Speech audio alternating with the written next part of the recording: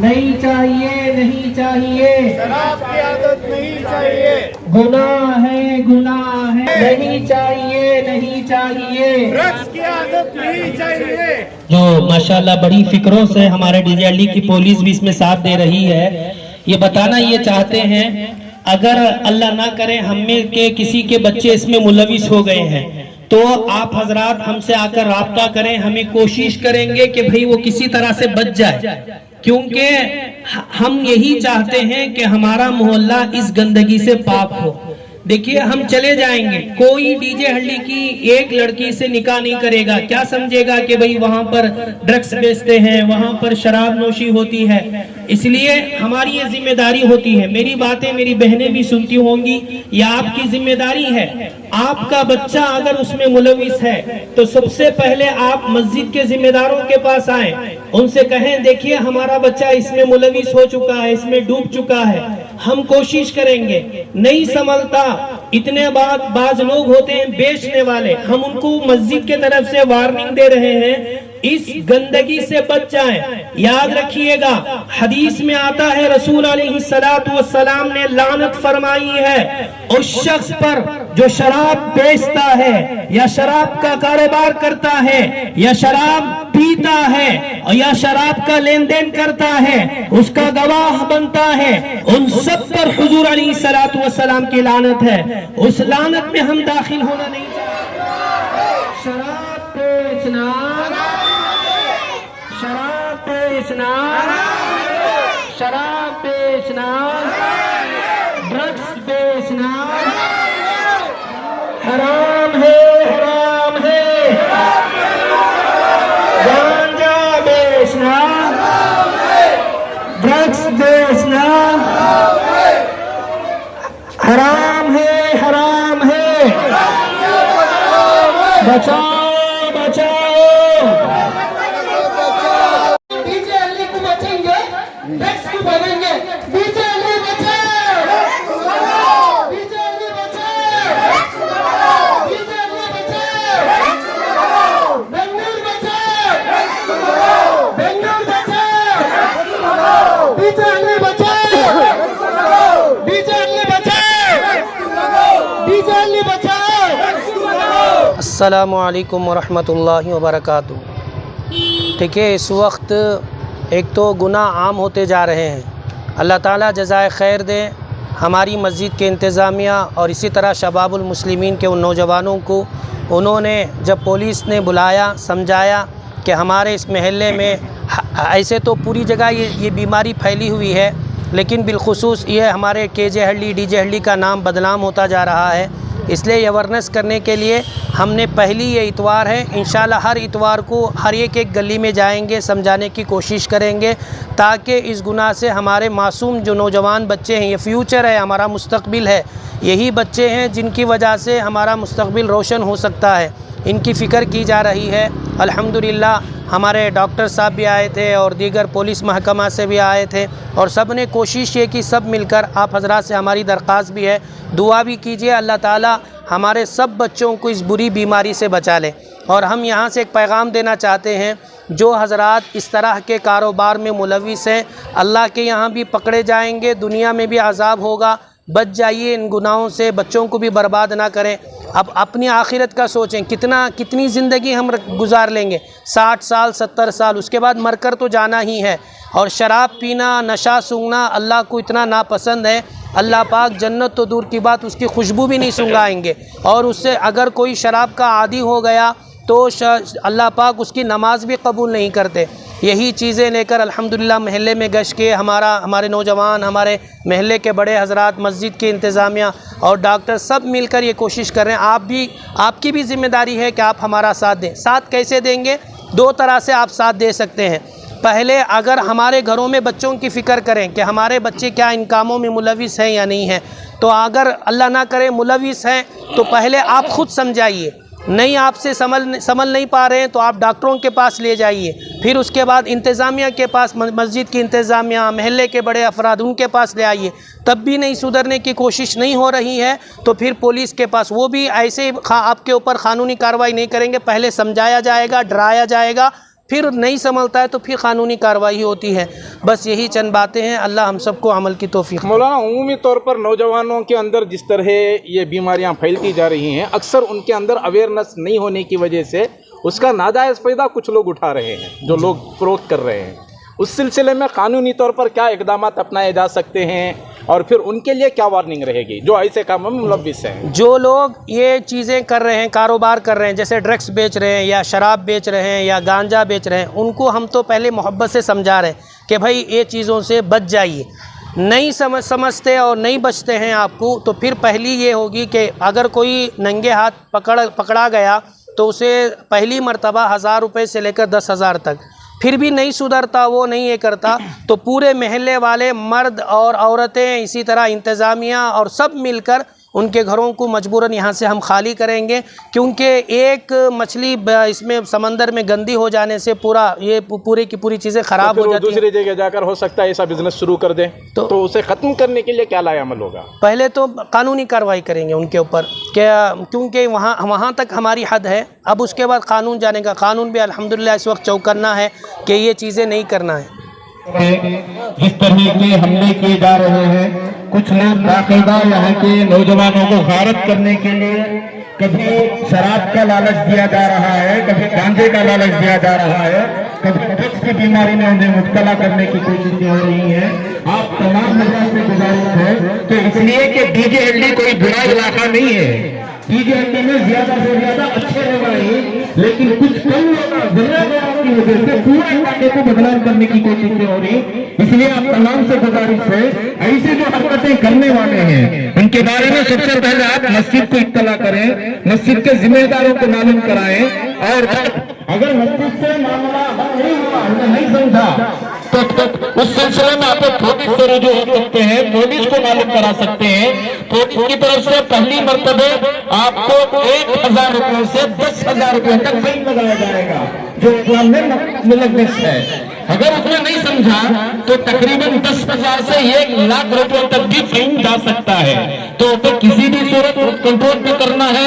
और जो अच्छा इलाका, जो शुरू से पहले से डीजेएलडी में अच्छे लोग बसते थे और यहाँ के लोगों को खून फराहम करना, राशन कार्ड बनाकर देना, आधार कार्ड बनाकर देना, ऐसे कामों में जो लोग मसरूफ रहते थे उनके नाम को बदनाम करने के वास्ते जरे लोग बाहर आ गई और उन्होंने यहाँ से गांजे का काम, ड्रग्स का काम, इलीगल एक्टिविटीज में है, तो उसके कानूनी तौर पर भी गलत असरात मुरत्तिब हो रही। मेडिकल के हवाले से भी उनके अंदर कई बीमारियां आ जा रही और उनको कुछ नहीं आ रही, बल्कि उनकी वजह से उनके साथ घर में जो लोग रहती, चाहे उनकी अम्मा हो, चाहे बाबा हो, छोटे छोटे बच्चे घर में रहती, हो सकता है मेडिकल की वजह से उन बच्चों के ऊपर भी असर हो सकता है, उनके अंदर नई नई बीमारी आ सकती है। इसलिए तमाम से गुजारिश है कि इस बीमारी को रोकने के वास्ते सिर्फ मस्जिद वालों की जिम्मेदारी समझकर करना नहीं है, बल्कि हर घर अपनी जिम्मेदारी समझकर, हमारी बहनें अपने भाई को सुधारने के वास्ते, हमारी माएं अपने बच्चों को सुधारने के वास्ते, और हमारी घर की औरतें अपने शौहर को सुधारने के वास्ते, हमारे छोटे छोटे बच्चे अपने बाप को सुधारने के वास्ते, और अगर कोई छोटा बच्चा ऐसी चीजों में मुलव्विस हो गया है तो मस्जिद की कमेटी के जिम्मेदारों से राब्ता करें और दीगर जो जितने भी हो सकता है वो बीमारी छूट जाना।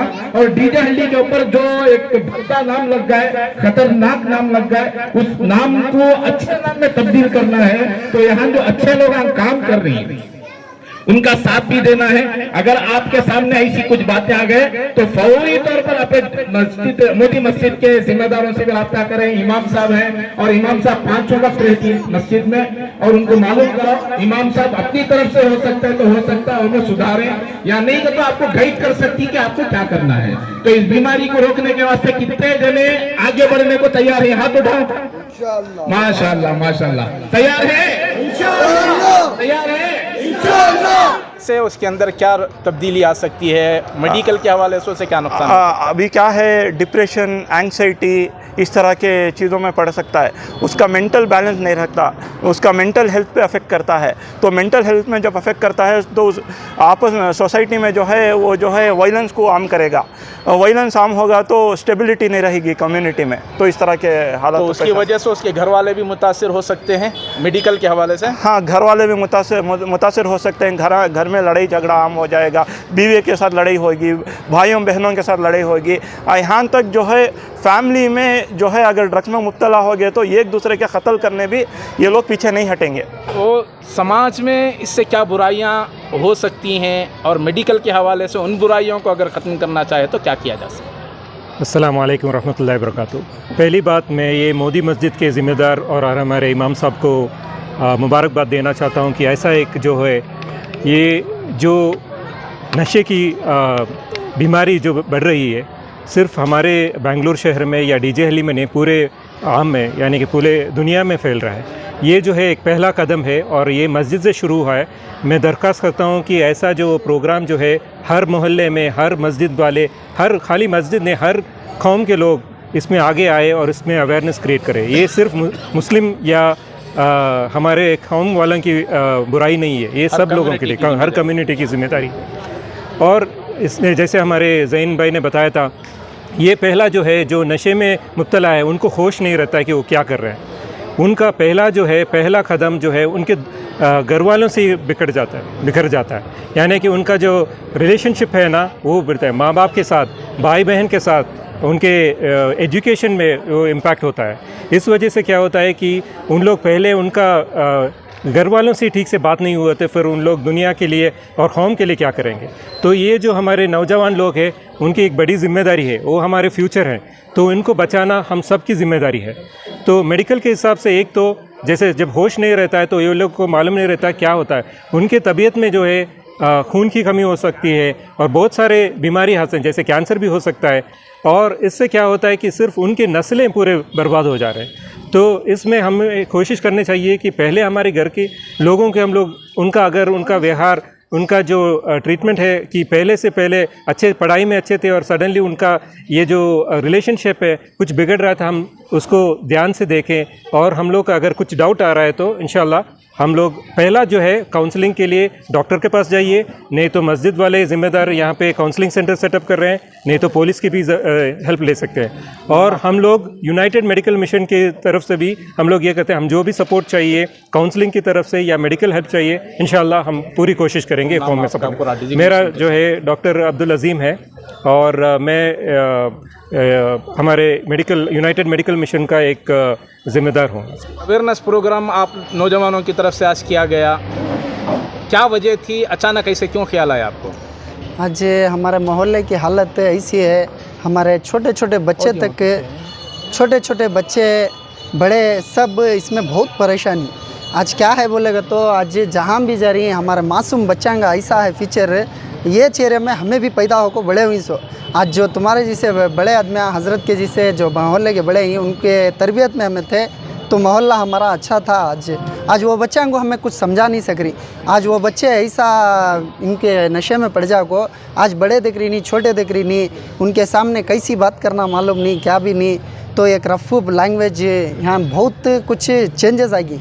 आज ये मोहल्ले में हमें खुद रहना का तो एक डर आ रहा दिल में एक डर आ रहा है। मोहल्ले की हालत देखो, कई का तो यहाँ नशा ऐसा हो गया, कौन शौक कर लिया तो कौन भी पहचान रहा नहीं कि इन्हें कौन इन्हें क्या कर को बोल को पहचान रहा नहीं। उनका नशा उतरा तो अयो तुम्हें क्या, तुम्हारे साथ हमें लड़ना। डीजे हल्ली वैसे बहुत अच्छा इलाका, ज़्यादातर यहाँ अच्छे लोगों की आबादी बसती है, कुछ चुनिंदा लोग, कुछ ऐसे क्रिमिनल माइंडेड लोग यहाँ आ गए हैं, तो उनकी रोकथाम के सिलसिले में क्या मैसेज देना चाहेंगे? ज़्यादातर तादाद अच्छे लोगों की है, तो अच्छे लोग इसे कंट्रोल करने के वास्ते क्या प्लान कर सकते हैं? तो इसके वास्ते आज मोहल्ले के हमारे ज़िम्मेदार है और मोहल्ले के हज़रत मोदी मस्जिद के जो इमाम साहब हैं फिरदौस हज़रत, उन्होंने सब एक अच्छा डिसीजन लेके आज हमारे साथ में ये नौजवान कमेटी जो साथ में खड़ी है उन लोगों का साथ लेको और मोहल्ले के हमारे इमाम साहब का साथ थे और मोहल्ले के हज़रत का साथ लेको और हमारे माँ बहना जो ही उनका साथ लेते हुए तो ये मुहिम को हमें और आगे बढ़ाते हैं। क्या नाम आपका? मेरा नाम टीपू सुल्तान। जी, नौजवानों की जानिब से एक बहुत बड़ा कदम उठाया गया आज, क्या मकसद था इसका और क्या ग्राउंड रिपोर्ट क्या है यहाँ की? अस्सलाम वालेकुम। हमारे एरिया में क्या है तो गांजा ड्रग्स सब आम होगा, ये घर छोड़ो तो ये घर गांजा ड्रग्स पीने का बहुत होगा। हमारे MLA साहब भी क्या कर रहे थे, 3 महीना में हमें पूरा कर दूँगा को बोले, कौन भी कदम उठाए नहीं। इसके वास्ते हमें शबाबिन मुस्लिमीन की एक टीम की जानिब से हमें पूरे मिल को इंशाल्लाह पहला कदम उठी। हर इतर को ऐसा गेस्ट के सका पूरा मिल को ऐसा कर को पूरा मोहल्ला फिर को ये कर को जो नशा मुक्त करने का इरादा करी वो पूरा करने की कोशिश कर ले को इंशाल्लाह हमारी टीम की तरफ से। तो ज़्यादातर ये इलाके में कौन से हिस्से ऐसे हैं जहाँ ऐसे ड्रग्स वगैरह के ज़्यादा केसेस नज़र आ रहे हैं आपको? इधर पूरा इधर कोटरस करके पीछे है, कोटरस से इधर मोदी गार्डन नहीं, इधर ऊपर रोशन नगर, ये ईदगाह मोहल्ला गवर्नमेंट स्कूल के पास से इधर पीछे मशान करके है, उधर पूरा हर जगह भी हर आम होगा ड्रग्स, हर आम होगा, कौन भी नहीं कर को नहीं, बच्चे से छोटे बच्चे से लेकर बूढ़े तक हर कोई ड्रग्स में शामिल है यहाँ। कानूनी तौर पर आज क्या सपोर्ट दी गई तुमने, कानूनी तौर पर उन्होंने क्या यकीन दिलाया पुलिस वालों की तरफ से? पुलिस वाले भी बोले कौन तो भी ऐसा आया तो हमने फ़ोन करो, हमने बोलो, हमें आगो पूरे से अच्छा कर दी। स्टार्टिंग पहले हमने उनको समझा को 1000 रुपये से 10,000 तक फ़ाइन डाल दी। अगर सेकेंड बार नहीं समझे तो सेकेंड बार 1 लाख रुपये से फ़ाइन डाल को 10 लाख रुपये तक डाल दी। हर तरीके से हमें पूरा सपोर्ट करती कर को बोल को हमने स्टेशन से भी जिस तरह से हमें शबाबिल मुस्लिमीन के ग्रुप की जानिब से इस तरह हो को है, अगर दूसरे इलाकों में ये हमारा डीजे हली मोदी रोड छोड़ के अगर दूसरे इलाकों में अगर कोई है तो कुछ नौजवान जिस तरह हमने शुरुआत करी ऐसा हर कोई एरिया के नौजवान मिल को इसे शुरुआत कर अपील करता हूँ पूरे। मेरा नाम तौसीफ खान।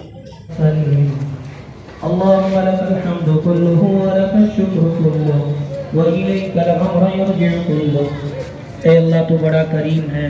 अल्लाह ये हमारे नौजवान बच्चे तेरे बंदों के दर पर जा रहे हैं। ए अल्लाह बहुत सारे हमारे इस महल्ले के अंदर तेरे गुनाह में मुब्तला, अल्लाह तो हमारी मदद फरमा। अल्लाह तेरा लाख लाख शुक्र है तूने इस काम के लिए हमें कबूल कर लिया। अल्लाह हम सब की हमारी नस्लों की हिफाजत फरमा। अल्लाह जिन बातों को हमारे भाई सुनेंगे उस पर अमल की तौफीक अता फरमा। अल्लाह सुकून और आफियत के साथ जाकर अल्लाह प्यार मोहब्बत से समझाने की तौफीक अता फरमा। हमारे पूरे महल्ले में बल्कि हमारे पूरे शहर में, पूरे सूबे में, पूरे दुनिया से इस गंदी और गुनाह को अल्लाह हिफाजत फरमा, इस गंदी चीज़ों से हिफाजत फरमा। हमारे बच्चों की, नौजवानों की हिफाजत फरमा। जो हमारे नौजवान इसमें मेहनत कर रहे हैं उन सब को कबूल फरमा, हमारी दुआओं को कबूल फरमा। जज़ल्लाहु अन्ना मुहम्मद माहु सल्लल्लाहु अलैहि वसल्लम बिरहमतिका या रहमान रहीम।